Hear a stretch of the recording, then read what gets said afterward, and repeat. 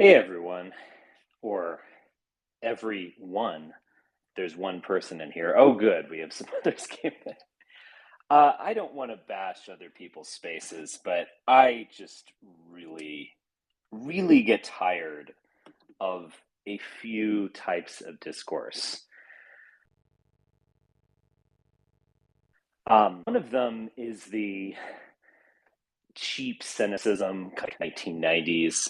Both sides are bad, and it's only the people who make the bullets who benefit from war and things like that.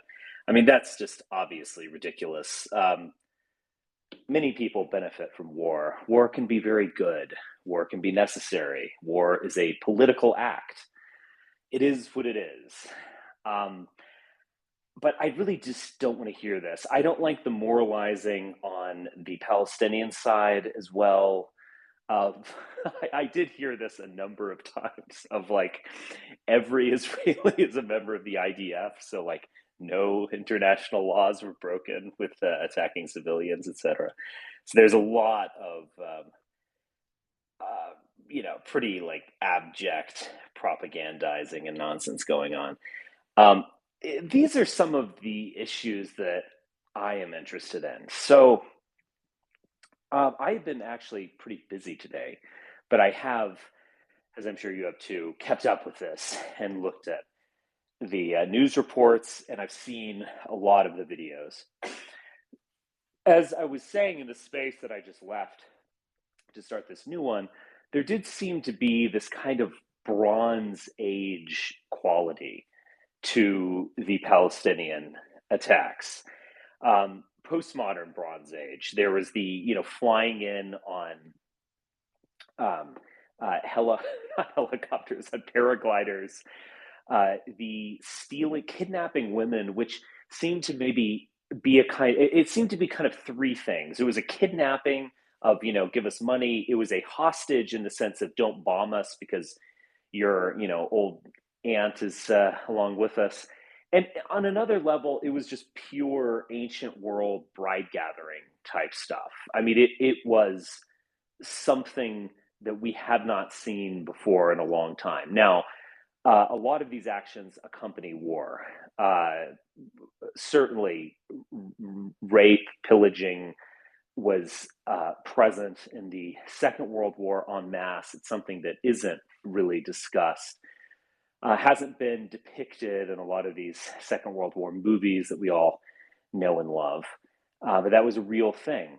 But I think it's on a different scale here. Now, the Palestinians, you in a way have to forgive them because they don't have a functioning government, they don't have a military, they don't have the funding you would need to launch a state versus state campaign like what we saw in Ukraine, which was a conventional war. I mean, in many ways, the progress of the war resembles the First World War with modern weaponry, which makes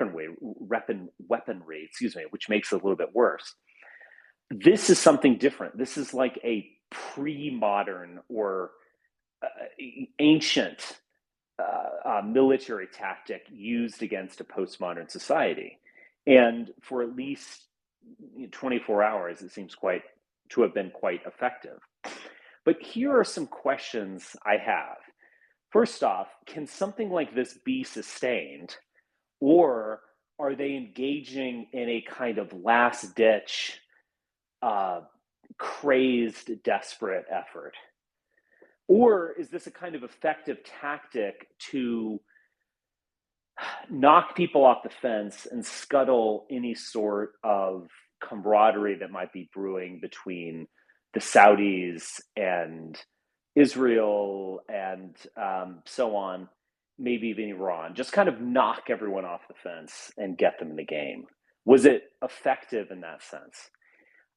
Is this going to lead to Palestinian genocide? I mean, Bibi Netanyahu has already, and genocide here, I don't necessarily mean the death of all, how many is it, 2 million in the West Bank or something like that. I don't necessarily mean that, but it would be genocide if it is a just, displacement en masse, ethnic cleansing, brutally forcing people out, creating refugees as well. That would count as a genocide. Is that what we are about to see? That seems to be what Bibi announced. And is this going to be a flash in the pan, or have we just seen a regional conflict erupt? So these are some of the questions I'm interested in. So if you would like to speak on those, please just drop me a request and we can talk. So I think I object. You were first up. So Boston artist. All right, this might be interesting. All right, go for it. Oh, can I just start by saying thank you so much for calling people out in some of the other spaces for inefficient speech and mouth shitting and completely unhelpful nonsense. I was in there for a very long time, and thank you for starting this one. You're welcome. I wanted to drop two small things. One is to ask if whether or not you had seen that Hezbollah took some credit for at least part of one of the attacks. I've And heard this, yes, and also the rocket attacks is what you're talking about. yeah, Yes, so it's already kind of regional. and also I did sort of wonder what you thought about this crazy intelligence failure unilaterally across the Mossad. Surely, if Hezbollah was involved, then you're talking big planning, big communications across many, many, many people.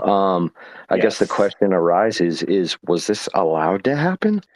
Well, I have thought that. That was actually my first thought, and so I don't want to engage. I mean, if I engage in any theorizing or speculation, I will say that it is such, and I won't, claim that I know this or something. It's a speculation, and it's often based on cui bono. Now, I've heard some other people mention this. So much of counter espionage or surveillance, et cetera, is becoming big data, and so you have these just streams of stuff, and maybe that gives you a kind of false sense of security. You have so much to deal with.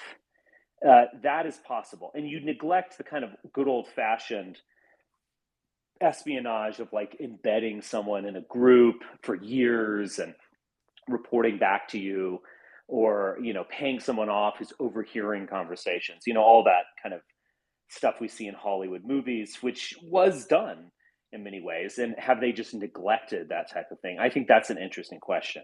Now, to put the tinfoil hat on a little bit, um, let's just think about it this way. So this is pure cui bono reasoning. I think that Bibi Netanyahu benefits hugely, massively by this. And Bibi Netanyahu's position in Israel was quite tenuous. I mean, he has been basically trying to engage in judicial reforms that would remove a lot of the power of the Supreme Court. And there's discussion of how this would create a kind of dictatorship. At the very least, there wouldn't be, one branch of government who could check Netanyahu. And what it was really about. I mean, I think these technicalities are important, but I think they kind of mask what it was really about. And I think it's an ethnic conflict in many ways. So it was Ashkenazi, more westernized liberal Jews who are not part of Bibi Netanyahu's coalition to a very large extent, and actually do have a conscience, about them, and don't want to engage in, mass terror bombings or attacks on children and journalists and all this heinous stuff that we've heard about. And I think their feelings in that regard are genuine, but they certainly also don't want to be seen as being a part of that.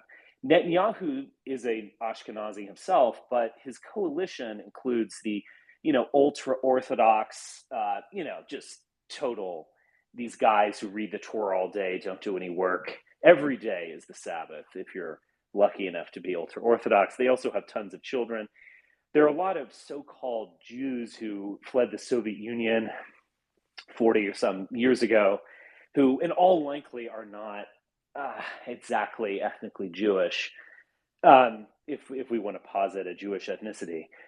And they come over and they almost become hyper Jews, the zeal of the convert, so to speak, and they become hyper nationalists, very pro Russian, and so on. So it's I think quite analogous in a way to the demographic coalitions of Republicans and Democrats, where you have the wealthy waspy type that once was a Republican and is now increasingly a Democrat, and then you have the kind of Appalachian or Scotch Irish Americana type that is increasingly dominating the Republicans and might very well have voted for Bill Clinton in 1992 or something like that, but are now 100%. There are these, and this has a lot to do with religiosity and ethnicity and kind of regional nations that in the United States, but there are these coalitions and they're real.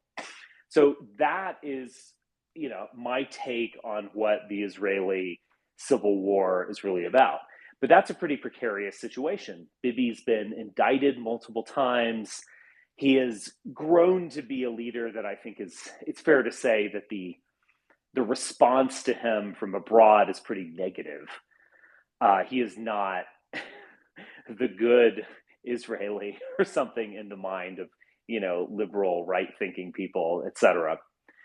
And I think this benefits him massively. He's united the country, he's united the government, all of these questions we can deal with after the revolution. I mean, are there Israelis up in arms at the thought of him striking back against the Palestinians? I'm sure there's some, but I think probably their voices are muted in the sense that these attacks were savage and everyone wants a little blood. I mean, it's human nature. I can't really begrudge Bibi Netanyahu for this super tough talk about, giving them 24 hours to get out of there before we make your communities rubble. I understand it. That doesn't mean that I necessarily endorse it or that it's a good thing, but it is what it is. I don't know. As you were saying, I just really like to deal with reality and human nature and not this kind of happy talk from other people. So to go back to the question and to put the tinfoil hat on, maybe is it possible that someone looked the other way when this attack was gathering because they knew that they might have needed this? I mean, nothing brings people together like a good old-fashioned war or an invasion.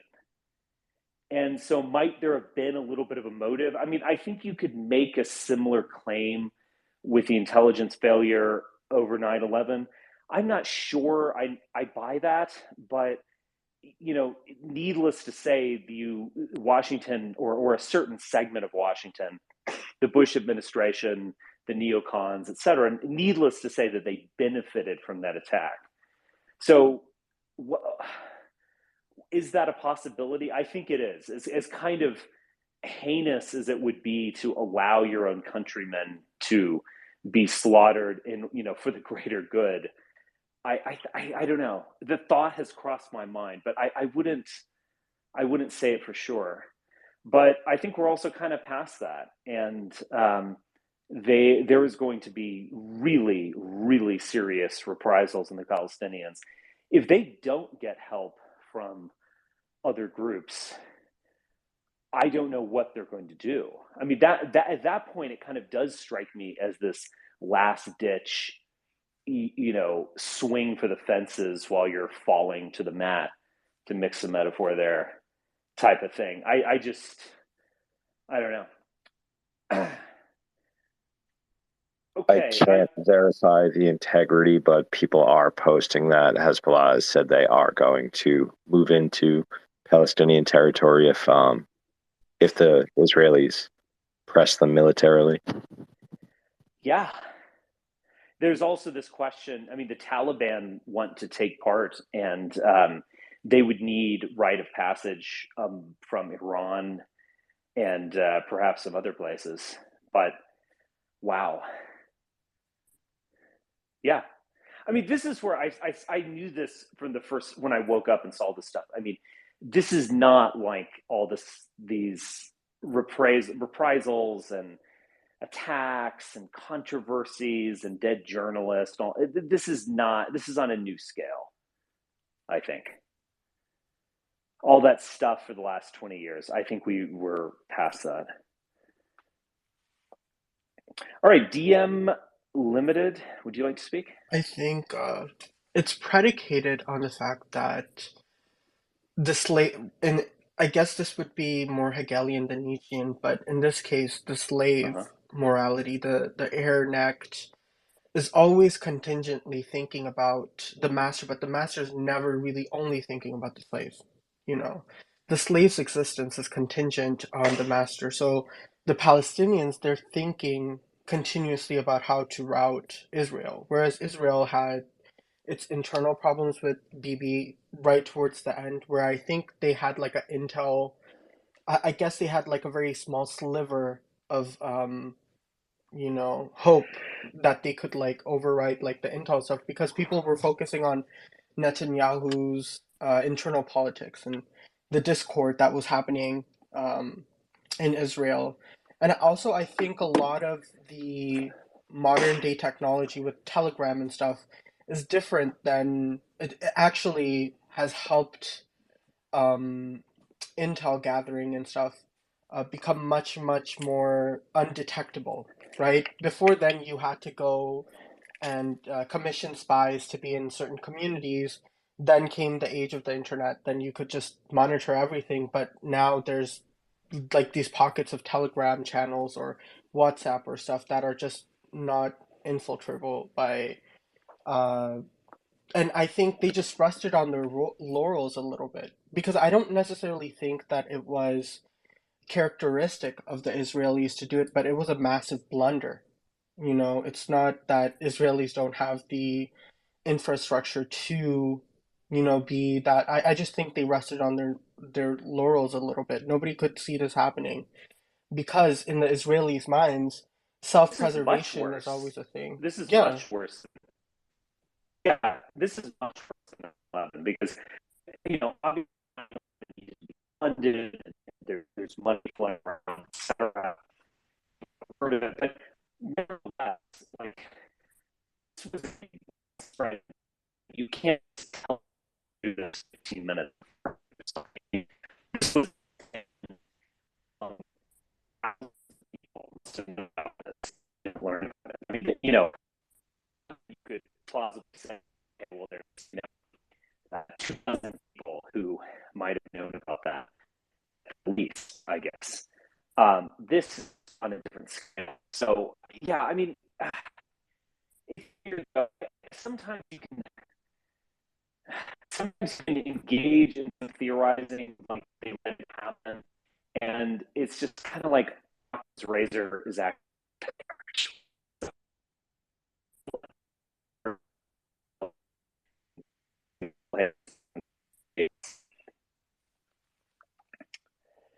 yeah, you're right. I like how you put up the master and the slave. I mean, that's where I think there should be at least some sympathy and understanding towards the brutal tactics of the Palestinians in the sense that they can't wage war by the Marquis de Queensberry's rules or something like that. You cannot expect them to uh, you know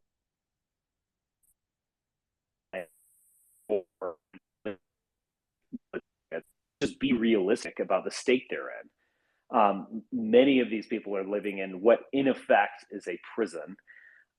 And this has been going on for a long time. I do think there was a sense post Abraham Accords that they were getting kind of sold out. And, you know, I don't, I mean, just to be brutal about it, I think we should ask, what's effective and what's not. Is this is this tax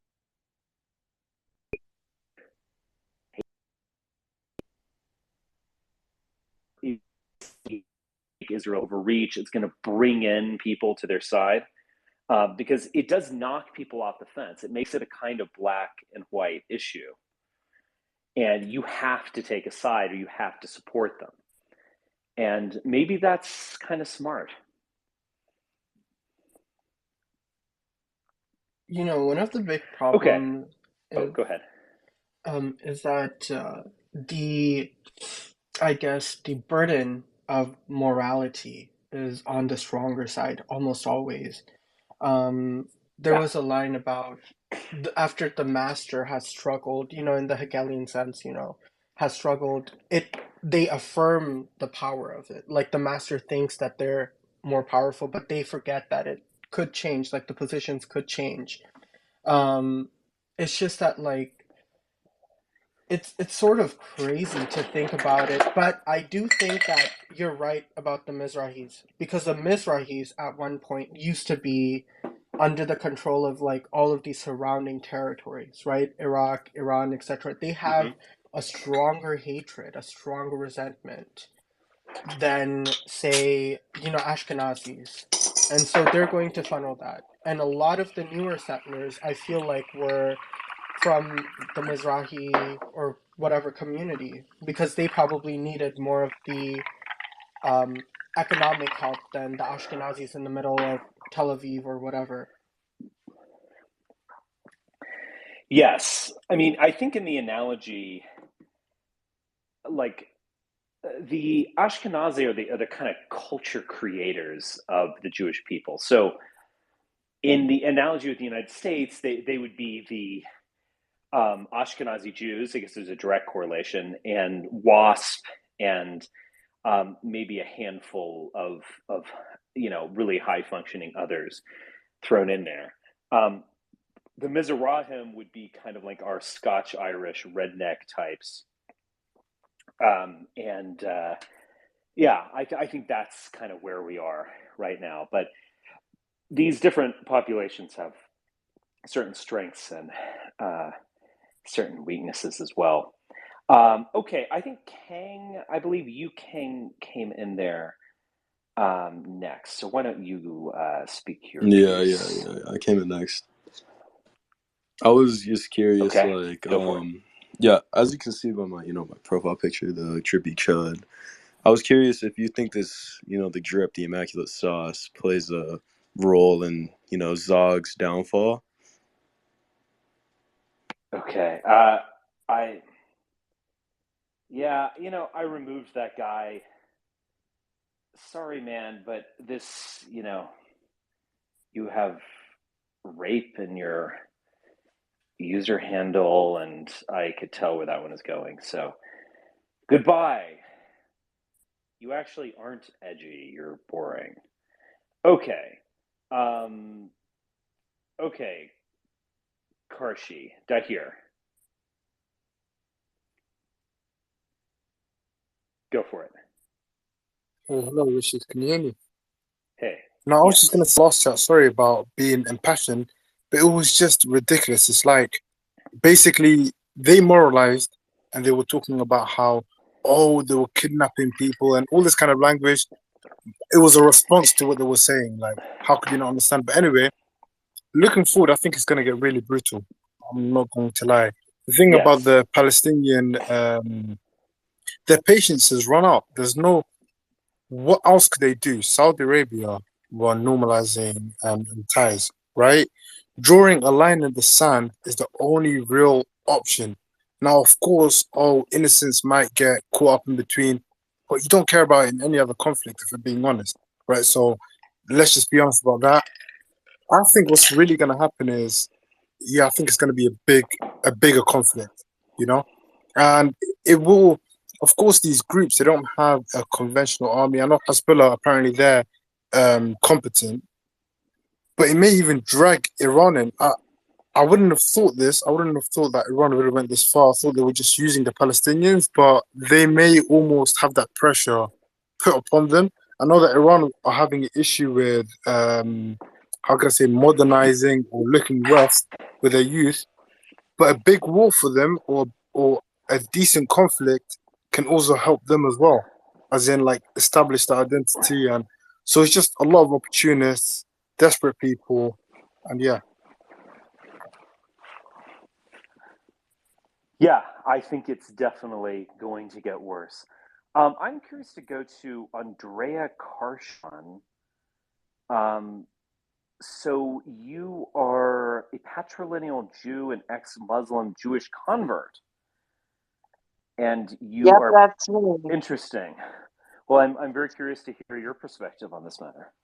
I'm also an ex-Christian. I've been all three Abrahamic faiths. So, but I'm a Wow. patrilineal Jew, so my father's Jewish. Okay. Listen, I want to say, Richard, hats off to you. I was in the last live with you, and you said that they went full Bronze Age, which is true. I've been watching all the videos. I've been watching it the last 24 Yeah. hours, however long it's been. And listen, I think the Palestinians have lost the PR battle on this because everybody's watching the videos. I honestly don't think they should have been posted all over social media. I think the Palestinians did a very bad decision of live streaming and posting all over the internet their crimes against humanity, against the Israelis. Better they do it and not post it everywhere because it's horrifying what they like. It's what I was watching was just so bad. It just made the Palestinians look like complete animals. Like it Yes. was just so horrible. Like, I mean, like spitting on naked women while screaming Allahu Akbar, massacring whole families and families and families in a shelter, just bloody people everywhere, massacring old people, like, kidnapping young women and children, little babies.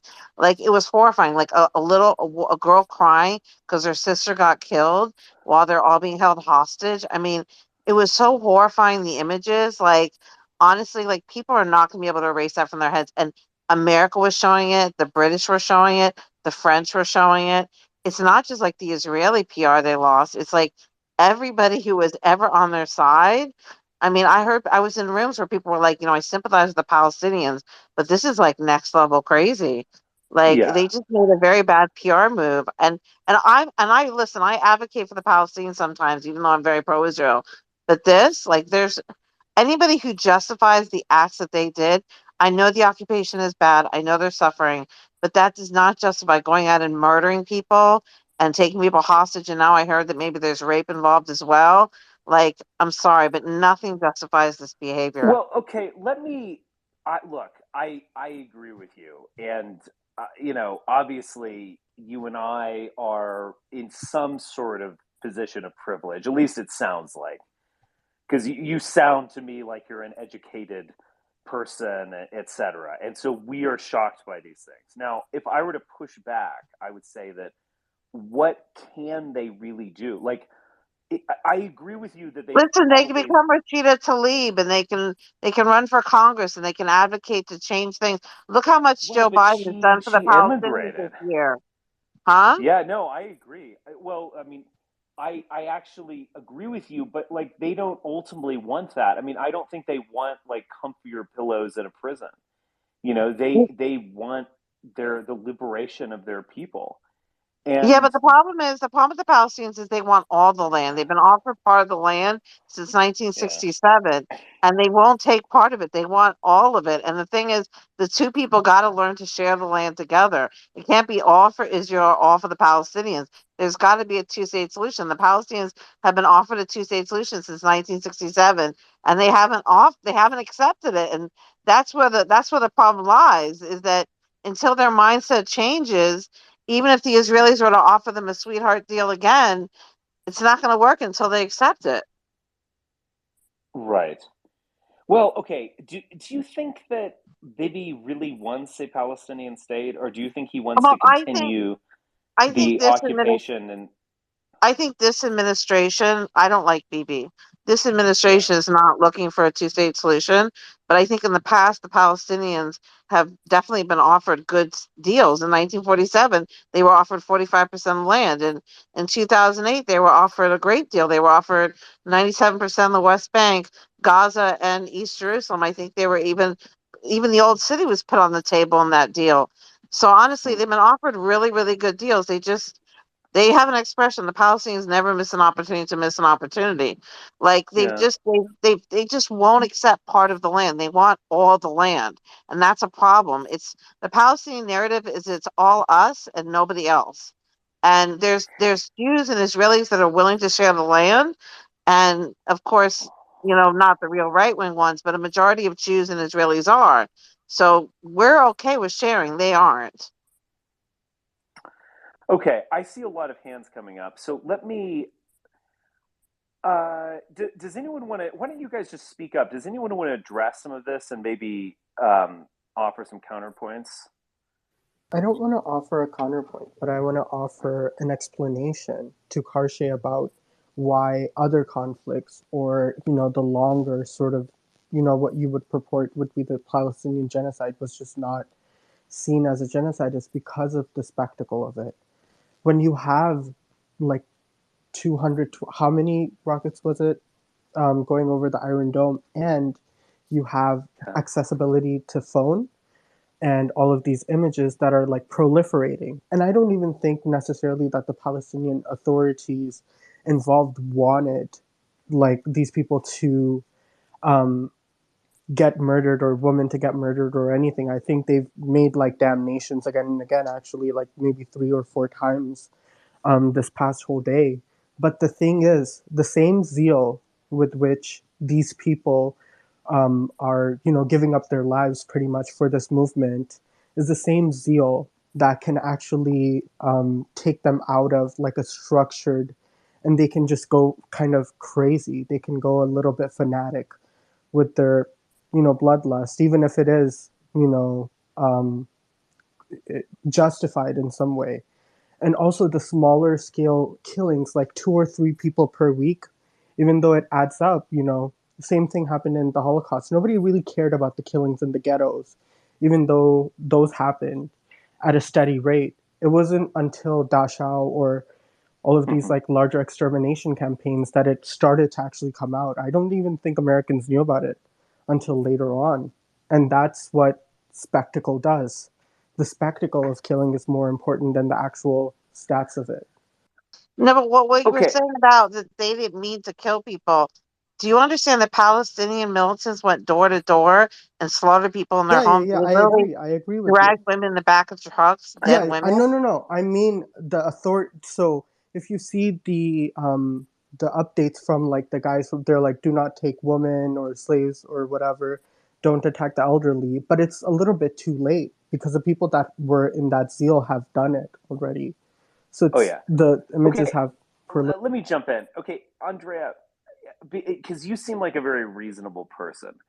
What are some of, and I don't claim to be an expert on the Palestinian question.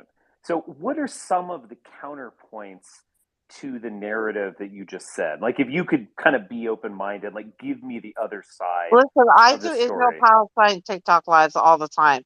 So I hear the Uh-huh. counterpoints. And as for what he was saying about people like saying, well, don't kill women, don't kill children. Listen, I'm an ex-Muslim. I know according to Islam, you're not supposed to do that stuff. So I know a lot of people are pushing back like that behavior is wrong. Like it shouldn't be done. We denounce it, yada, yada, yada. But the thing is, these people who are Islamic extremists who twist Islam and twist it and turn it, and it's not real Islam, but a lot of Islamophobia is coming from this, by the way. A lot of people are claiming that this is real Islam, which it isn't.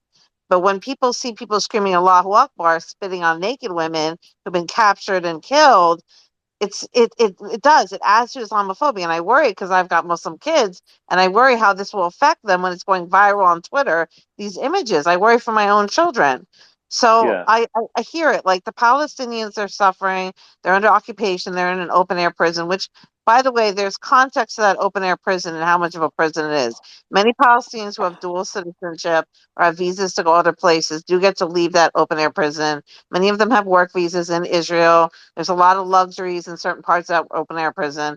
So it's not so much of a like prison. They're not in, they have luxury restaurants there. They have beautiful gyms. They have pools. They have mansions. They have Mercedes there. They're not exactly living in sham. I mean, they have poor areas, but there's also homeless people in New York. So there's context to that open air prison. So I just want to point out that people really need to know about Israel Palestine before they start, acting like they're geopolitical experts. I research this. I eat, sleep, and drink Israel Palestine. I've been there. I've been to the Gaza border. I've been to the border towns. I've been to the Erez crossing. I do TikTok lives on this all the time. I do my research. I think a lot of people become passionate about this subject and they've just hopped on the bandwagon and they have no connection to it whatsoever. They're not Jewish. They're not Palestinian.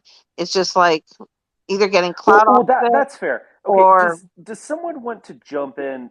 I was very interested. You gave a historical narrative of getting offered these deals that would have resulted in two states, and it was 45% of the land, I believe, is what you said in the what was In it? the partition plan. Okay, interesting. So I actually read up on this quite a bit a number of years ago, and I'm just not the best one to like offer counterpoints. So does anyone have a kind of counter narrative? Like I want to Well, it's a refresh my own historical fact of the understanding of this. 1947 partition plan. The UN divided the land and offered 55% to the Jews, part of it which was desert inhabitable land, and 45% to the Palestinians. The Palestinians, which were represented by the Arab Higher Committee, that was their head honchos, turned down the partition plan because they wanted all the land. And the Jewish Agency, which represented the Jews, accepted the partition plan. And the Jews declared the state of Israel. And that's when the Palestinians took the 5 Arab armies on their behalf and waged war against the Jewish state because they wanted, to take all the land. And then they lost that war. And when they lost that war, that's when the Nakba and everything happened. Israel gained more land in that war, and then the state of Israel was maybe 75% of the land. And then the leftover land, instead of that land going to the Palestinians, Egypt and Jordan occupied that land. Jordan annexing the West Bank and making it part of Jordan, which that annexation was only recognized by Jordan, not by the rest of the world, and Egypt occupying Gaza. So that's what happened in 1948. Okay. But why? So is the only explanation for Palestinians not taking a deal on a state is the only explanation for that that they wanted the whole shebang. Yeah, that's basically what it boils down to, is that they feel like they should be in all the land. They feel like they belong all the land, and their people are from different parts of the land. If they only got part of the land, it wouldn't cover the other parts that their people are from. Okay.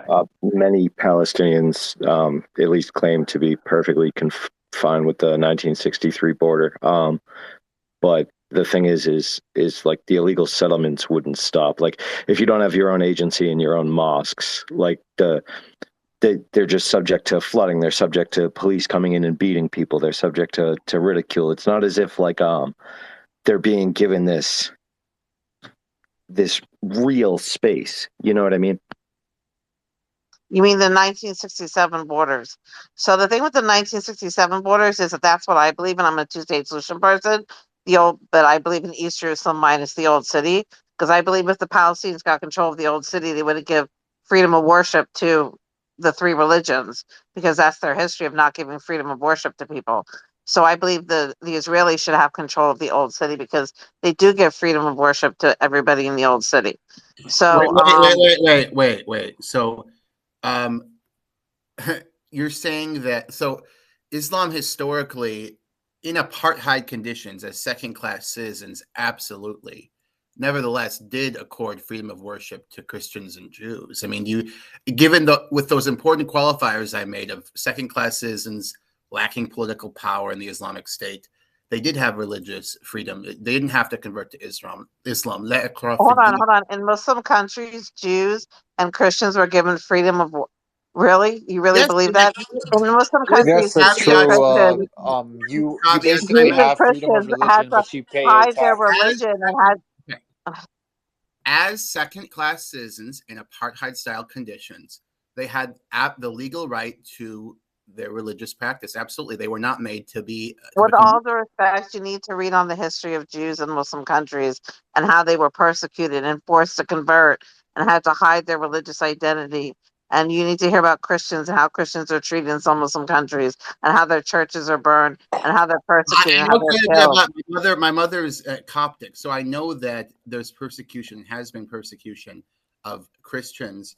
Again, I think you have to listen to my full statement. I said second-class citizens, apartheid-style conditions, denied political rights. Nevertheless, the principle enunciated in the Quran, la ikrah fi din, no compulsion in religion, was taken seriously by jurists, and that's the reason how for 1,300 years. No, it wasn't. They don't call it Quran. Let me make this point, and then you can. Okay, this is my view, right?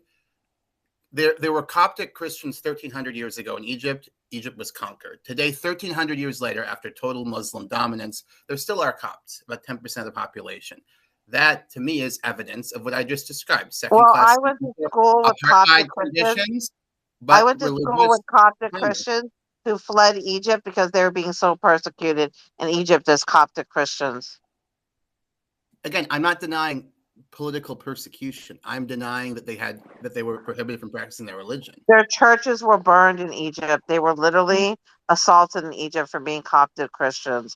I literally went to school. I went to college in Staten Island, and there they had so many Coptic Christians who fled Egypt that they literally created a Coptic Christian club. Like, I remember this very well from when I went to college, and they would tell me the stories of what happened in Egypt to them. I'm sorry, but Egypt was not treating their Coptic Christian population well recently. It's like, I'm not it's a saying known fact. again, I'm not saying well. I'm saying that in contrast to pagans in Christendom, for example, of which there are none, gee, I wonder why, Islam did provide what were called Ahl al-Kitab, people of the book, the right to practice their religion, and while taking away their political power, imposing a tax on them, the jizya, which they had to pay. And there were leaders who killed them, but that was not consistent with the mainstream practice. Like Al-Hakam, was the Fatimid Caliph. He killed Copts, right? He burned churches, but that was not the mainstream practice over 1,300 years. I'm not whitewashing. I'm describing like what I learned from my family and from What I'm telling you is I know Jews who have literally told me stories of their ancestors being forced to convert, being persecuted, being treated badly in Muslim countries because they were Jewish, okay?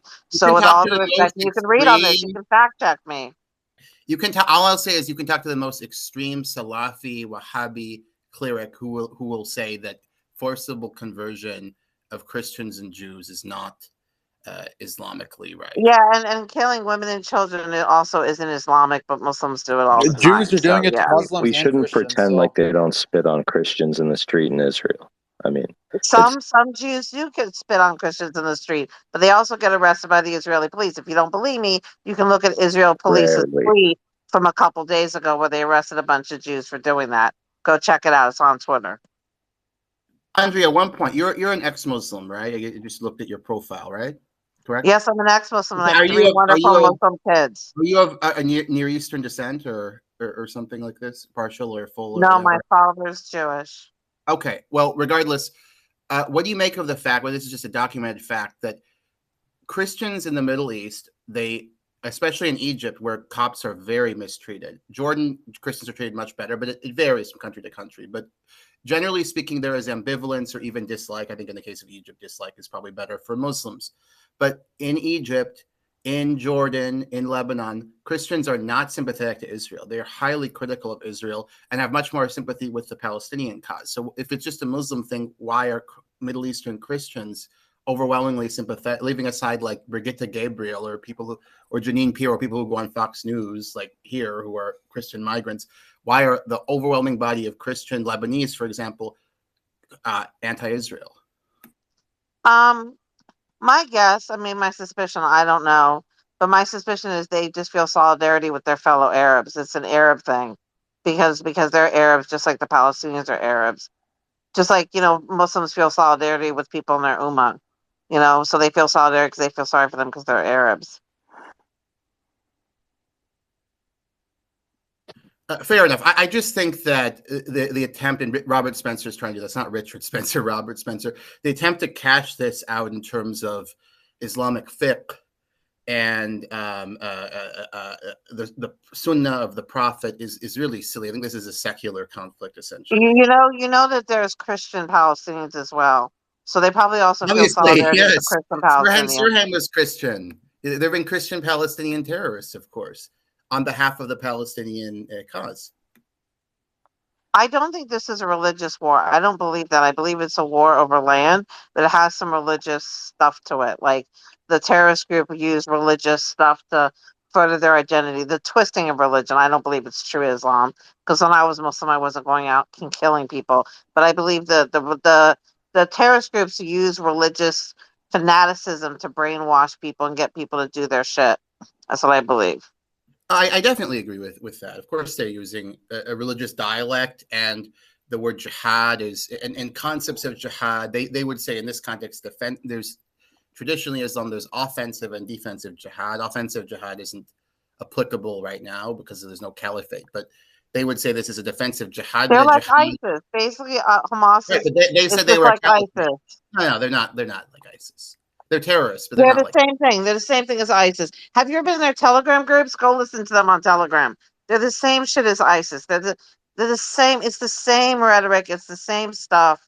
They're just like It's ISIS, except they're fighting. They just ISIS have wanted to different bring back grievances. slavery and concubinage. ISIS wanted to bring back offensive jihad. All these concepts which have not existed in Islam for for generations. Like this is not Also, the same. Hamas is a Listen, domestic insurgency, and ISIS is a global jihad type of military group. So but have you ever heard Hamas talk? ISIS Hamas? said you're a caliphate and so the mainstream, like an ultra conservative Muslim, like some scholar in Saudi Arabia would say, even Robert Spencer, not Richard Spencer, Robert Spencer, this anti-Muslim polemicist who knows a little bit about Islam, says, well, even he'll admit in his book about jihad, he admits, yeah, clerics today in Islam would say offensive jihad, the sort of jihad that justified for these Hold on, but people. can I say something for a second? Mhm. But Let me finish. Hamas, And if then I'll they were stop to for a bit.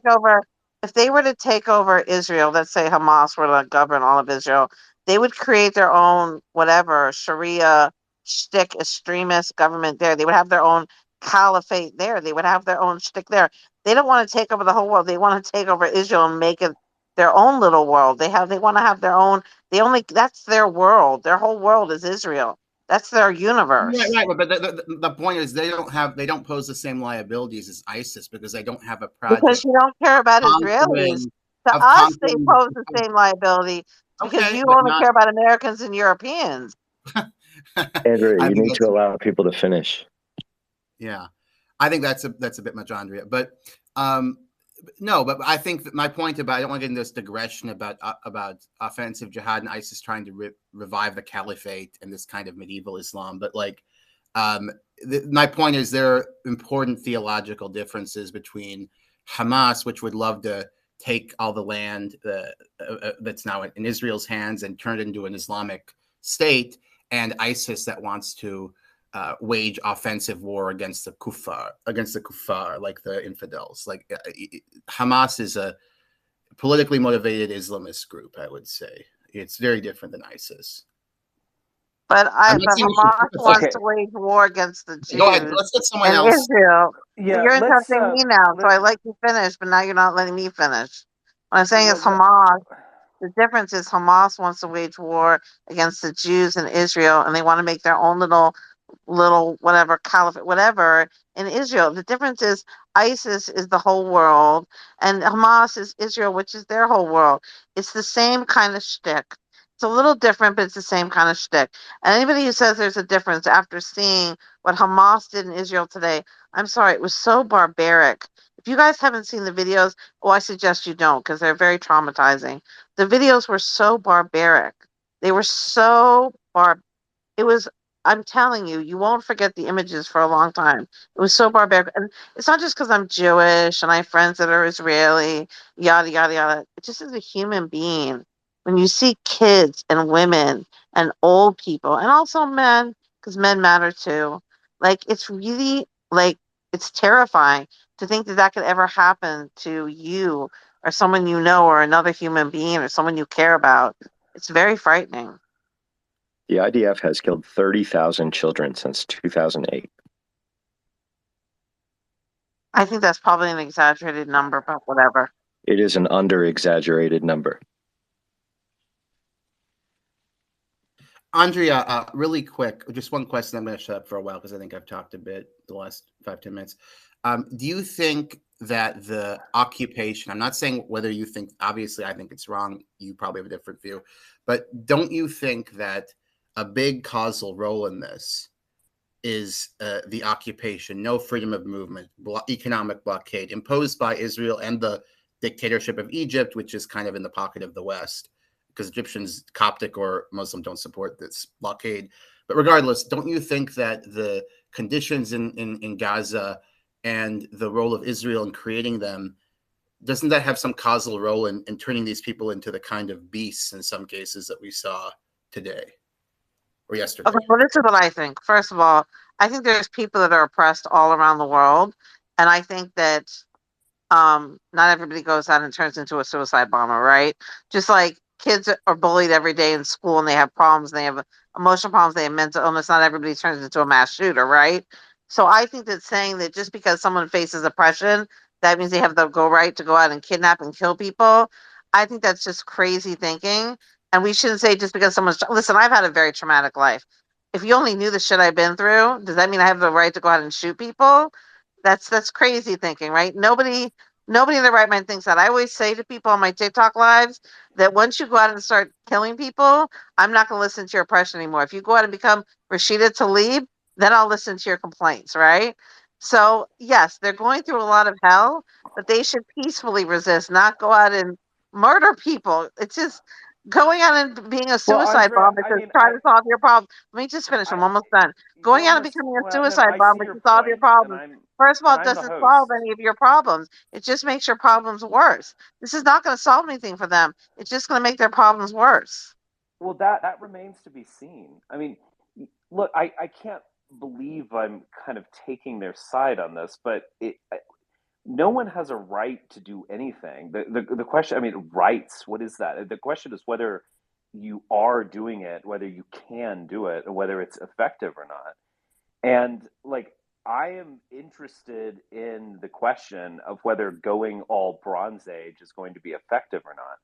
It's Now, not going to be effective, Richard. Every time they do what? this, Why it do gets you? them more You just restriction, say this? more their You're people killed. The international community. yeah. You talk in moralizing language, which I'm not interested in.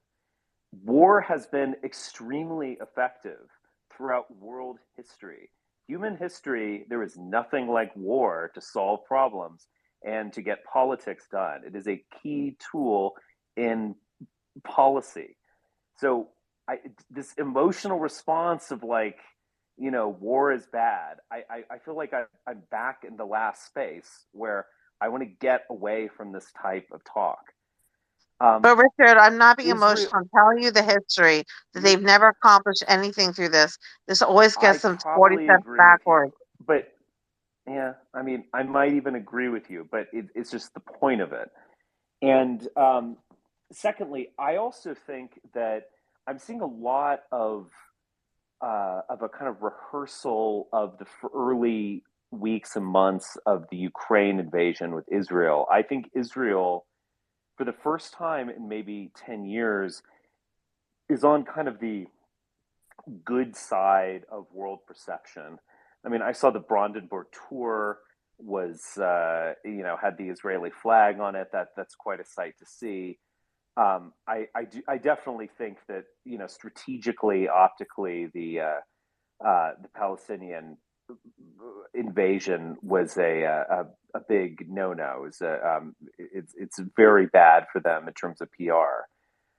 So I do think we're in a kind of change situation because as I've been saying over and over, I mean, my sense is that especially among liberals, less so among conservatives, I mean, the reputation of Israel keeps going down and down. I see a lot of mainstream liberal pundits kind of throwing up their hands at some point of saying like, look, we know that there have been crimes against Israel. We're granting Israel a right to exist, but we can't just endlessly put off this.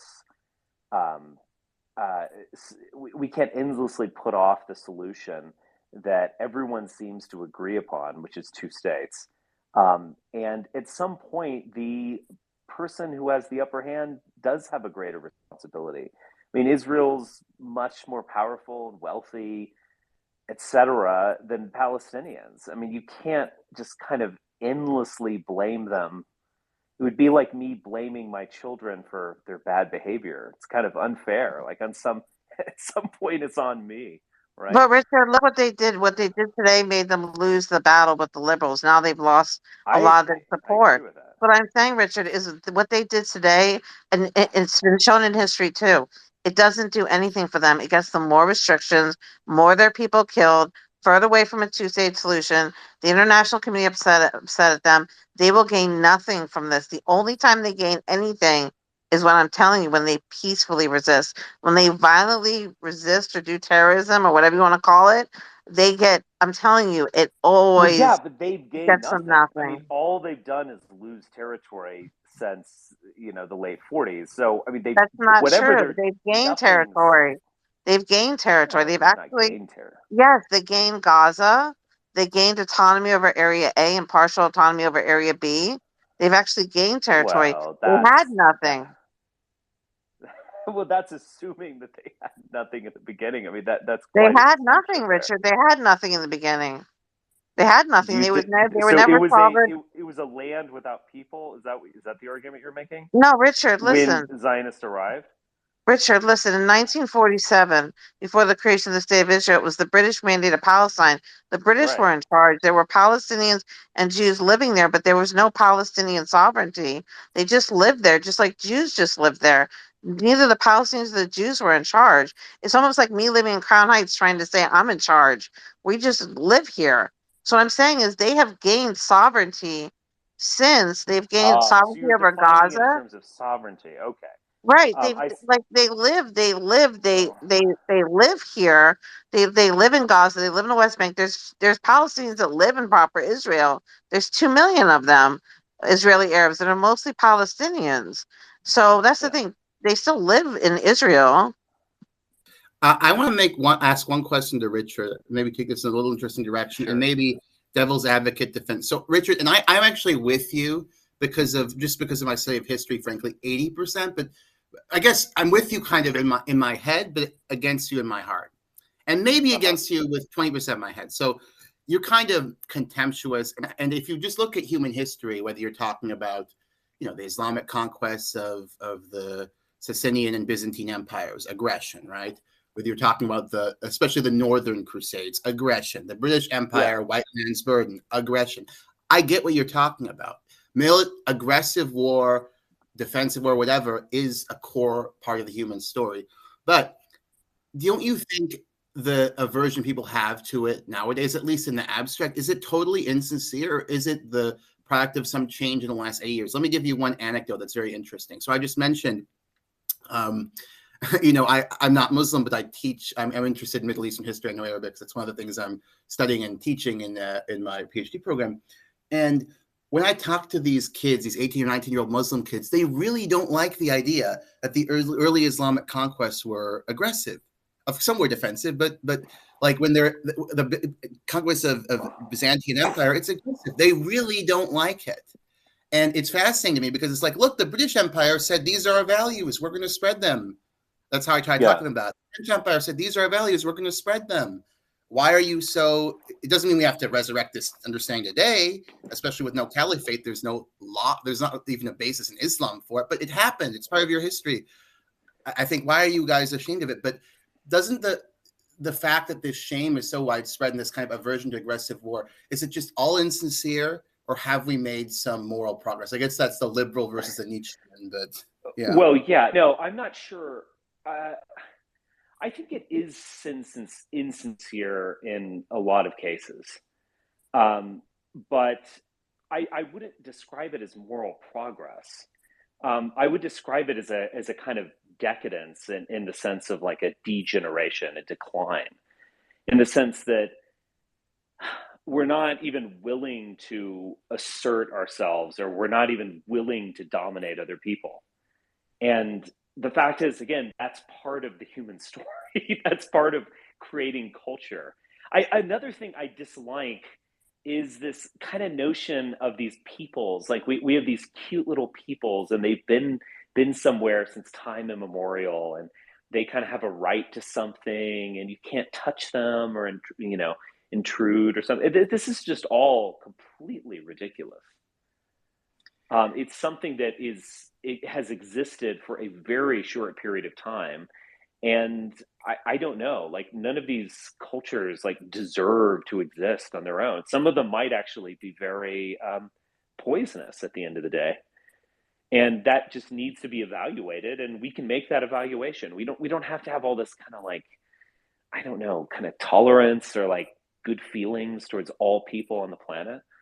I don't know. I just, anytime human beings aren't willing to assert or aren't willing to dominate or aren't willing to sail their ships into uncharted waters, I think that's just obviously an expression of decline and weakness and exhaustion. So I don't think it actually is anything good. I don't think it expresses any sort of progress whatsoever. It's Well, we're depressing. in a different universe ethically, but I will say the empirical point, which I think people don't know. They think the norm. It's almost as if, like I mentioned, these young Muslim kids. It's like they think the norm in history has not been conquest, has not been subjugation, subordination, dominance. Of course, it's more complicated than that. There's a million asterisks, but that is still a core theme of history, and yet people Right. want to say that isn't. Like they'll come up with bizarre arguments that, oh, Islamic expansion was all defensive because of XYZ preemptive. It's just bizarre, but people really are uncomfortable with it. And yeah. Historical, can I tell you, the Muslim kids that I talk to on TikTok literally want to bring the Ottomans back. They're like pro-Ottoman. They're like, bring the Ottomans back. Let's have an Ottoman Empire again. They're like pro-conquering the whole world. They want Well, like that's a kind of cool. caliphate, and they want the Ottomans. Well, I mean, how much of this is internet people versus IRL people? Well, I'm just telling you what they tell me. I mean, I do TikTok lives on Israel Palestine like There are definitely, a long time. I will say this. I think that in our current political moment, more things are up for grabs ethically than they were 10 or 20 years ago, which is disturbing to me because I like the post-war order. I'm just your enemy here, Richard, even though I enjoy talking to you. But I like the post-war order. Well, but I like the Atlanticism. assumptions and the ideologies that I think are like, for example, I mean, look at the post-war era is kind of ushered in by the Nuremberg trials, and in the Nuremberg trials, there's this ideal of we're going to criminalize aggressive war, and of course, the ideal has failed. It's failed in the case of our own country, of course. But I like the ideal, and I like we've kind of beat into people that aggressive war is bad in a way that isn't how people would have looked at the world 100 years ago, 150 years ago. They wouldn't have. They would have said, is it prudent? Is it proportional? Is it in our national interest? They wouldn't say it's just bad in and of itself, right? But history, I listened to this woman tonight saying she was a woman whose two teenagers were kidnapped. She was interviewed by Jack Tripper, just in case anybody wants to listen to the interview. And her two teenagers were kidnapped from her house in like southern Israel. And what she kept on saying over and over again, she just kept on repeating herself. She was saying there are rules to war, there are rules to war, there are rules to war. She said, I don't understand how this happened because there are rules to war. And I guess what she was so flabbergasted about was she was saying that the militants broke the rules to war. And she was saying even when Israel goes to war, they follow the rules to war. So I guess what I would say to you, history, is even when there's war, I guess you're supposed to follow certain rules. And I guess they broke those rules today. And that's what everybody's so upset about because it was so today, you're just going to have to look. I'll make 2 points. Unlike we've talked about this prohibition on aggressive war, this idea aggressive war is so horrible. This is a new thing in history, very new category. Even the Catholic just war theory prohibits wars of aggression only against other Christians, incidentally, not against Muslims, for example. And of course, Muslims are aggressing against Christians, and so on. But in terms of your point, it is in a historical perspective, there's much more grounding for the idea that there's certain laws of war. However, I think that we're naive if we're thinking that these have been consistently followed from time immemorial. I mean, all wars have atrocities and so on. Like we wouldn't, in the case of the United States, like a big kind of loss of innocence we had in the post-war era was My Lai. Not that that was given by superior orders, but that nevertheless, hundreds of people could be systematically massacred by our soldiers. So it's a war crime at a scale that's larger death than all the death from today from both terrorism and collateral damage. So I just wouldn't emphasize too much the laws of war, even though they're important, at least in a historical perspective. History. Have you ever looked into Reinhard Koselleck's, or Koselleck, however you want to pronounce it, his work, like Crisis and Critique? Have you looked into it? I have not, no. Okay. So he was actually a student of Carl Schmitt, and he was actually took a few courses from Martin Heidegger as well. So He had a dark education. It's interesting. I'm surprised I haven't heard of him. I mean, both of He's those not figures well might be. known. Crisis and Critique it's published by MIT Press, and I presume it's out there.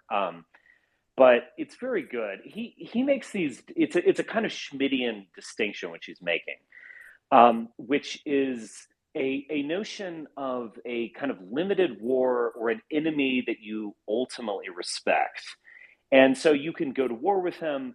You don't need to destroy him. You could maybe work with him later on. You're not going to salt the fields. And then that kind of total war, and you must utterly destroy the enemy. He has no humanity. There's no question that the Palestinians who invaded Israel this morning were in that type of mindset. You know, when you're just slaughtering children or whatever, I mean, you've gone there. But the thing is, when your enemy is treated as totally immoral, then anything's justified. And so Kozelek was comparing a lot of this stuff with actually the war's religion, where religion had taken on a new political dimension where you know, kill them all, let God sort them out, basically. Oh, that was from a different era, but you get my point in the sense of you are a Catholic, you must die. You are a Protestant, you must absolutely be destroyed. And so you kind of ramp up ideology to a state of total war. And it is an ideological thing. It's not necessarily a matter of weaponry. Obviously, nuclear weapons are a new piece on the board. The fact is, even when you're using rifles or swords or something, you can still enter that level of totally annihilating your opponent. I mean, this is where, again, I've kind of said over and over, I think we crossed a threshold. Bibi Netanyahu did call for genocide, in fact. And I'm not saying that necessarily as a criticism or anything. I'm just saying what it was. I mean, he's saying, get out of Gaza, implying that he's going to level the place. I mean, that's a genocidal I thought that was a really military stupid campaign. comment. 'Cause where are they going to go? Like, that was the dumbest comment he Exactly. made. Well, wasn't it? You can look at it as stupid. You can also look at it as kind of sinister, because Yeah. Is it kind of a sarcastic comment? Is it kind of a cruel joke? Where are they going to go? I mean, there's many ways to look at that comment. Interesting. He was saying it from a violent perspective, not from an ignorant one. Yeah. If I may interject, I guess the one dimension that is really missing here is the concept of the partisan. These people aren't waging a conventional warfare. They're essentially waging a very bloody and very typical partisan warfare that we kind of came to observe in the Second World War. Whenever I was watching the various live streams, I was always constantly reminded about my grandfather's descriptions of how the partisan warfare would go, especially on the sides on the Eastern Front. Like he would go and essentially see various Soviet partisans just essentially brutalizing the people that they had previously sort of cohabited with and enjoyed a relative sort of like a sense of peace. And also, I guess the Palestinian concern here is, in a sense, understandable, while not justifiable, as we have seen through their recent actions, which have been like quite barbaric, essentially. But I think there is something to this sort of lashing out. It's kind of like, in a way, if they do not lash out, then their fate is to sort of become a version of the Native Americans, where they're kind of like just essentially decaying and drinking themselves to death. There is some sense of some sense of like this heroic justification for even quite frankly appalling actions that we have observed in the past day. This is all very good. I agree with everything you just said. Obvious, do you want to jump in? A good man. G'day, Richard. How you doing? G'day. Yeah. There's been a lot of emotion in the last half hour that I've been listening. Some passion's been really stoked with everyone's arguments about the Israeli-Palestinian conflict. My point, there was a little bit of a debate going on about the methodology of how Palestinians are waging this war against the Israelis. I haven't seen the images, the recent images of the Hamas group going into Israel or Gaza or whatever it is and massacring people supposedly.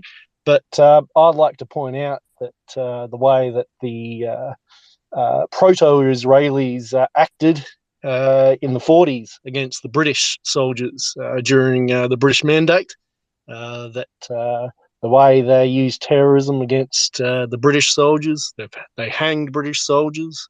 They destroyed the King David Hotel, which was the British HQ at the time. So it's there's nobody here is innocent. Let's not pretend these tactics have been used by both sides. So there's no moral qualms on both of these sides here. My point would be that the control of the region should be not these petty nationalism, Palestine or Israel.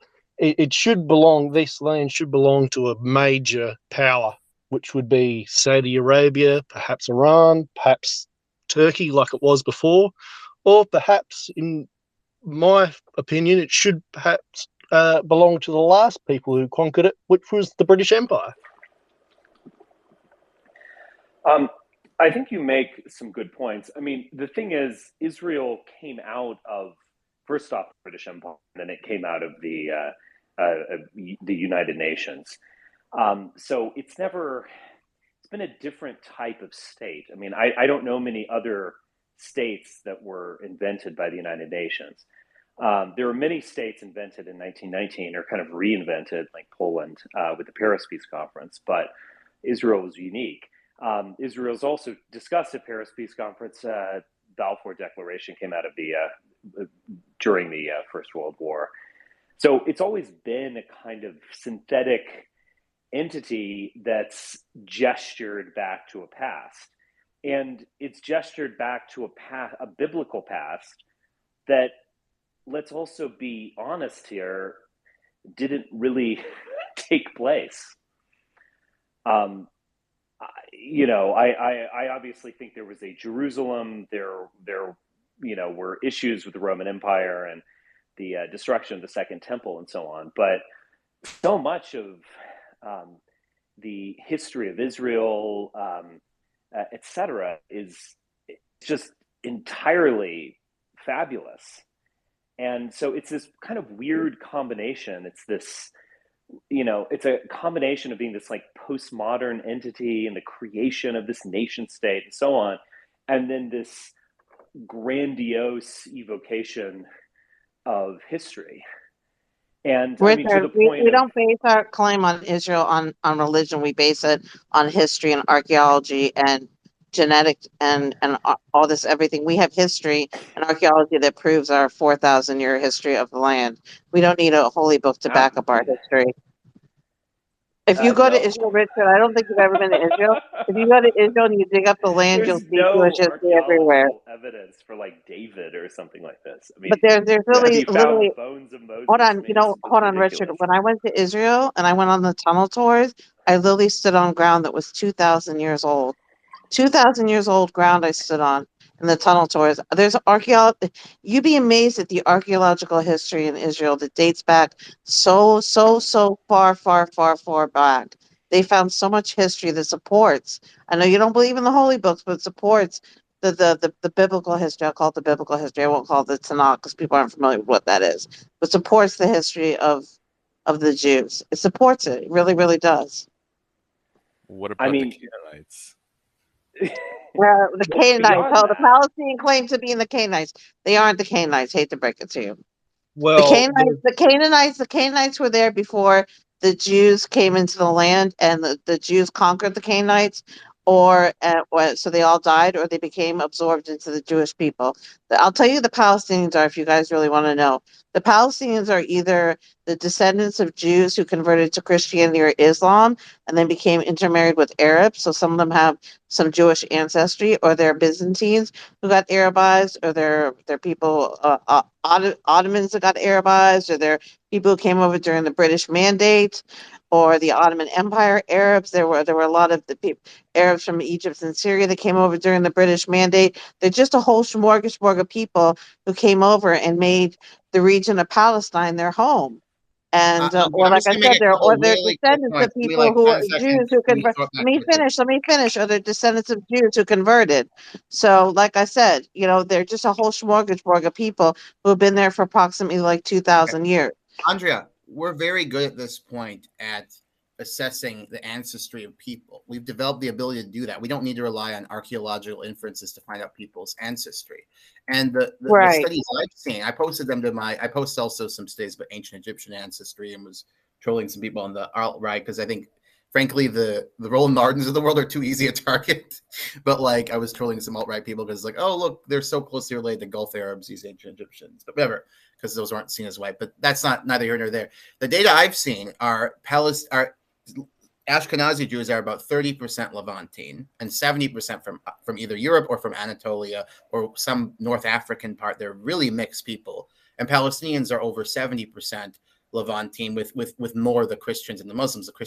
The Muslims have some Gulf admixture, but these people are still from the land. And I think it's disingenuous that the mainstream Israeli narrative, which is just silly on its face, just look at Palestinians. They don't look like Saudis or Egyptians. Oh, here we go. We're going by what people look like, what their skin No, we're tone going is. off genetics. I can tell just by We're the going off fact that you said genetics. that. I can tell all We're your going off data is genetics. wrong. They're mostly Well, from the you land. kind of can, I mean, Andrea. literally, there's Palestinians with blonde hair, blue eyes, and paler skin than me. They're So mixed whatever. with, but yes, Well, but yeah, there's no you question can. they're mixed with. Look, they're mixed with like Guys, with all due respect, I'm not Anatolia. even. I'm like, No, go ahead, they're mixed continue. with people from the Crusader states, right? So there are some Yeah. European admixture. You're the one that brought up genetics. Why are you I know. pushing back all of a sudden? I'm not pushing back. I am saying, No, I'm No, talking no, to I he's AJ. just think talking I'm to saying the these fact is, conversations Andrea, are hilarious. both of these people are mixed. why is it people. funny? I mean, like, what is so funny about that?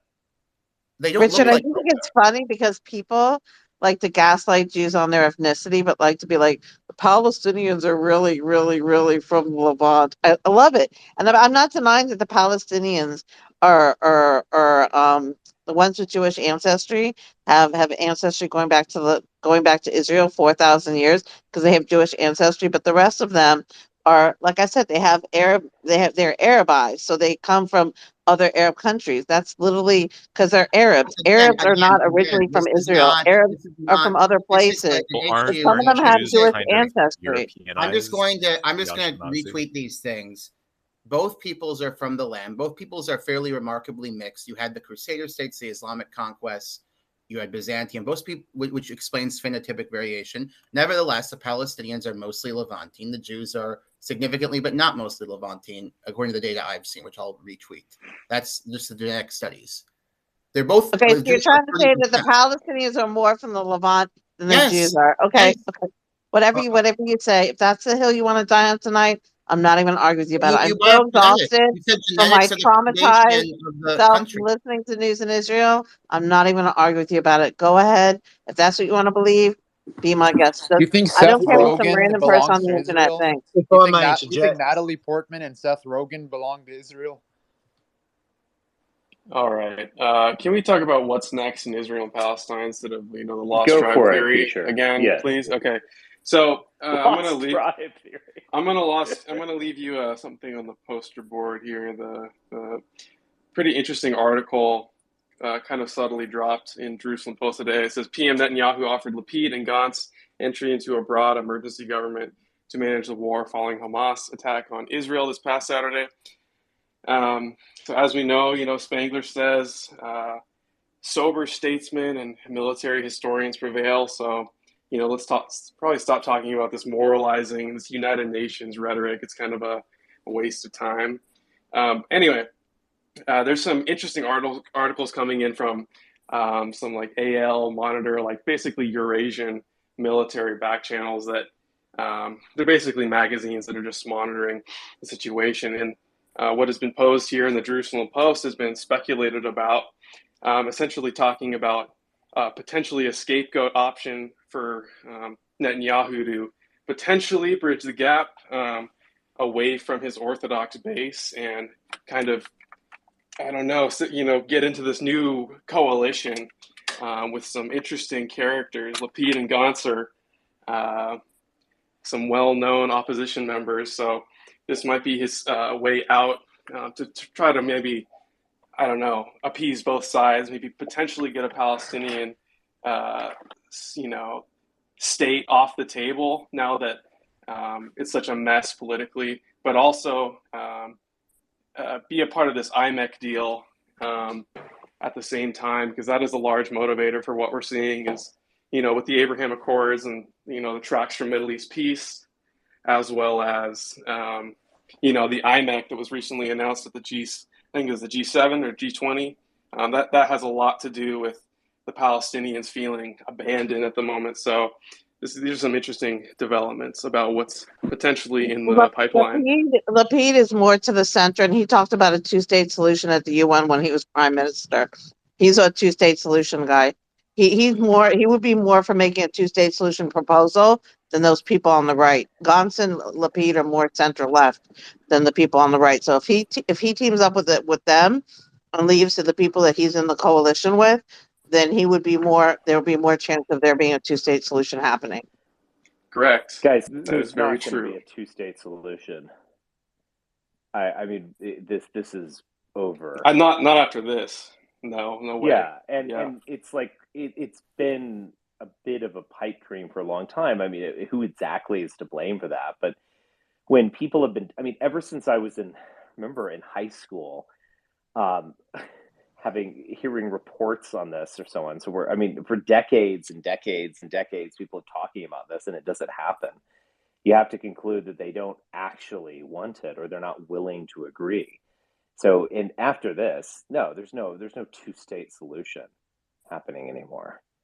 Yeah, but we're at an existential point, and I can't believe that Bibi Netanyahu would make these claims about, get out now before we level your communities, and then not do it. I think he's deadly serious about those things, and I think Palestinians are kind of trying to knock people off the fence and get people on their side, and it's going to be we'll see what happens.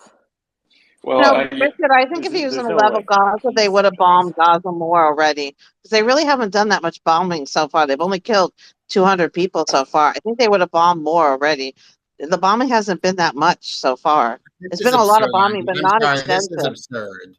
This is absurd. I mean, I can't believe.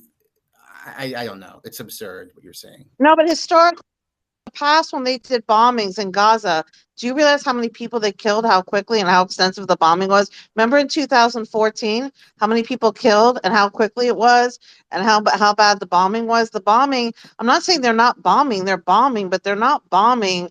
Like, I'm hearing about how much bombing's happening, and it's not like bombing like they've done in the past. It's a lot of bombing, but not like.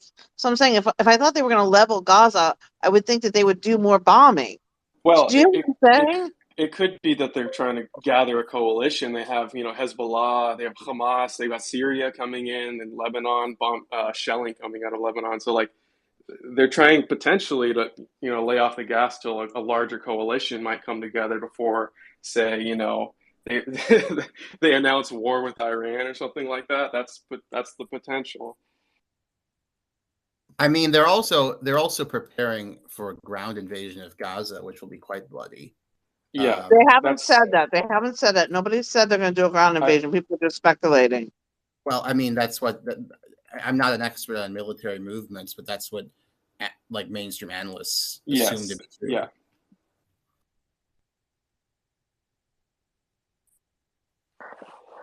All right. Let's go to some other people. So I am going to remove some speakers just so I can get to some other people. So Andrea, thank you for your perspective, and I'll let you listen in. All right. All right. Let me let Wendell. Oh no, excuse me, Marty. You were before Wendell. Then I'll let Wendell go. Hey, Richard. Thanks. So Hey. so this actually this would take us away from the sort of the plane of the historic or the political and more towards the religious. But I was wondering if you had seen Alexander Dugin's post yesterday about this subject. No. What did he say? Well, If you could relay the mystery, sure. that he Well, it was quite a long he tweet, no doubt talked but about. towards the end of it, he gets into I guess what you would call the Adam Green aspect. Um, he's so I didn't realize this. The name of the operation that the Palestinians have chosen is the Al-Aqsa Storm. Um, Mm-hmm. so it leads to this kind of interesting situation where you have this confluence of eschatologies, right? Where you have everything surrounding the possible construction of the third temple, everything involved with Islamic eschatology on the same subject.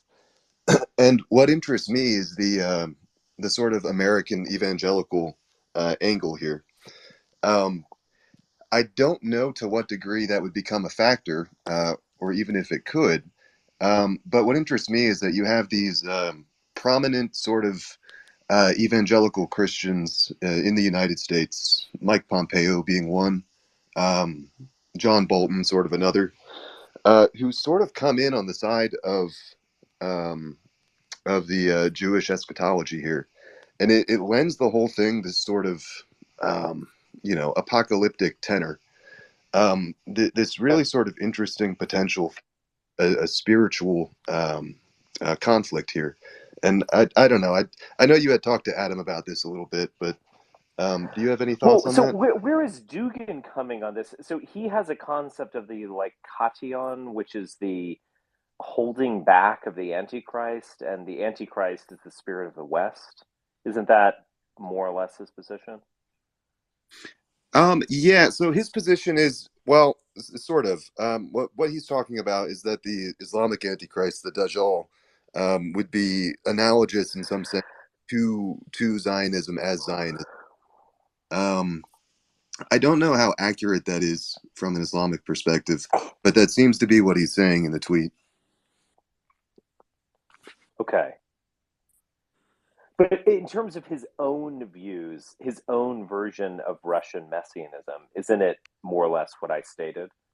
Like Russia is a kation that is Yeah, holding back all the progress of the Antichrist. Isn't that how he views this whole? That's how he views the Ukraine war. yeah, and that would sort of introduce a new spiritual front in this confluence. Right. But Yeah. yeah, I do think that's accurate. Yeah, I mean, I don't. It's weird. I can remember even meeting people personally who were really taken up by the Left Behind books and things like that, and they were kind of they were all fanatically pro-Israel, but they were kind of like hoping for the end times, and I think that type of fatalism played into their support of the Iraq War. I mean, it's just very weird things going on with Americans. I do feel like the evangelical community is smaller than it was, but I think they've more Americans have taken on like bizarre kind of like post-Christian theologies, and I would say like QAnon is a good example of that one, where it's not overtly Christian or doctrinal, but it seems to be a kind of like new Christian religion or something like some new thing.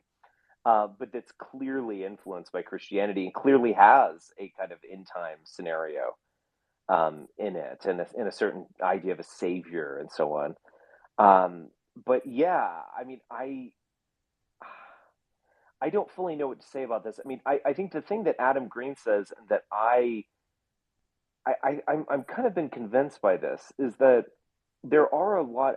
There was this line from the last Indiana Jones movie, and it was sometimes it doesn't matter what you believe; it's how hard you believe it. Is what I think that's what I remember, and I think there's something to that where it doesn't matter if God is real or Yahweh is the one true God or anything like that. It's if you believe in this, if this is important enough for you, you will both consciously and unconsciously kind of fulfill the prophecies. You'll make them self-fulfilling prophecies. So there are a number of people who, in a way, want the apocalypse to unfold. Yeah, no, I couldn't agree more. I mean, I think that is the sort of the essential thing about it is the power of belief and what can manifest these things that otherwise, have no reason to happen. Yeah. I interviewed Donnie Darko, who's very interesting in this, and he struck me, for what it's worth, as a very rational person. I mean, he's easy to talk to, and it was remarkable. But I think he resonated with that. I mean, I think his point was that a lot of these people are kind of like searching for a Messiah, and his point, which makes a lot of sense from an Orthodox Christian perspective, which is that Jesus is the Messiah. It's not going to be Trump. It's not going to be Netanyahu. It's not going to be like Jesus is the Messiah, and any false idol that you've adopted is an antichrist at most or at worst. This is the weird thing about the evangelical perspective here, because from a Christian perspective, right, the Shekinah it would no longer be inherent in the third temple, right, because Jesus was the Messiah. So it's just odd to me because, like you said, I feel like if you think through it from a Christian perspective, then in no sense should you make common cause with Jewish eschatology. But Right. yeah. Well, I mean, Christ is Jewish eschatology. Right. I mean, Jesus Christ is just straight out of Isaiah. No. Yep. And Daniel and etc. I mean, it's not like it's some radically different thing. I mean, it's a kind of interpretation of the Bible. Right. But if you were to... I mean, Paul never read the Gospels, by the way, but he found Christ. Yeah, I was actually listening to Adam Green talk about that as well a little earlier. But my point is just that the Christian eschatology just doesn't seem to line up with the Jewish eschatology, which is why I find the evangelicals do them. Yeah. Okay. I am actually getting sleepy, so I might have to go to bed. Let me take one last question. Hunkel. Oh yeah, I was gonna go and like a lot of people are talking about like opportunities and Netanyahu could do this. I like to think of this less in like a pro-Israel or pro-Palestine perspective, but more in a pro-American perspective. I know that sounds a little corny, but that's what I believe. And I think that this is like the perfect time more than ever for Biden to step in and to put the foot down and declare that this needs to stop and that we could he could move more towards a reasonable no-state solution where the territory of Israel and Palestine is incorporated into an international territory where anyone is allowed to move in and worship who they like, and there's no ethnocracy to worry about. I look, maybe this is a time for him to do that. I mean, He's at least overtly or ostensibly given his support to Israel to have a free hand, Yeah, he but said unequivocal support of his. unequivocal support. I mean, so that basically means that you can go genocide the West Bank, and you can get, we'll still have your back. So that's very serious. I mean, I've floated these things as well. I remember going on a few programs. It was, I guess, before the Abraham Accords or things like that, and I was stressing, like, look, this two-state solution thing is just nonsense. I literally remember a Jewish member of my class lecturing everyone on, the greatness of it. This was back in like the mid 90s, like the greatness of Israel and how a two-state solution is around the corner or something. At some point, you just have to be like, all right, you obviously don't want, it's like if your friend is drunk and you visit him and he's drunk off his ass. You're like, oh, okay, well, he was having a little too much fun. And then you come to him on the next Tuesday morning and he's still drunk off his ass. And then you come to him 3 months later and he's drunk off. At some point, it's not just kind of like he made a mistake or this is a coincidence or something. At some point, you recognize that this guy is a drunk. He's constantly drunk off his ass. He wants to be a drunk. There's no, he's not trying to do anything else. And it's like when I hear all of this stuff about, like, well, we're trying to do a two-stater here and we just can't work it out. I mean, again, I've heard this for my entire life, and it's been going on before I was born. So at some point, you've just got to conclude that this is all bullshit. And the Bibi Netanyahu types wanted this endless pain to continue indefinitely, in effect, which is, we're going to talk about these solutions, but we're just going to have a occupation ad infinitum, and we'll get it, we'll make it work, we'll get some money here, we'll get some money there, blah blah blah. And yeah, that does work, but it's an intolerable solution. And I don't doubt, like, to go back to Andrea, and I know she's not exactly here to defend herself, but I'll respond nevertheless. I mean, it's like, I don't doubt that the Palestinians probably made a lot of, like, really boneheaded decisions, or they're delusional or whatever. But, like, you do have the power. Like, you're in the position of power, therefore you have more responsibility. You can't just constantly say that, it's their fault or something. We were just desperate to reach a two-state solution, and you tore victory from the jaws of defeat or something. I just don't buy this on some level. It doesn't pass the smell test. But yeah, I mean, I don't have a solution to it. But I mean, remember, Israel itself is like a product of the United Nations. So it's not like this is some, I don't know, we're not dealing with, like, England, where you could be like, you could start pointing back to, Henry and Elizabeth, and even go further and something like, look, we've had this, unbroken chain of sovereign, politicians, going back, 500, 1,000, 1,500 years.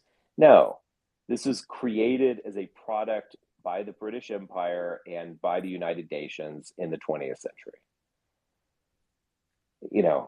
End, period, end of statement. And so I think some kind of outcome like that, it does seem to be necessary. And that's how I see that's how I see this unfolding. Perhaps it's going to have to take a bloodbath in the West Bank for us to get there, and I think we might very well get that. Yeah, I was thinking, like, on some level, like, Hamas is, like, it's Israel's fault that Hamas exists. Like, Hamas is the logical conclusion where you push people into what is basically an open air prison, where they have a very limited voice. They don't really feel like they have any sort of representation or power. and the only way that they feel that they can attain power is through violence. And you can't really blame them for that on some level. Yeah, I agree.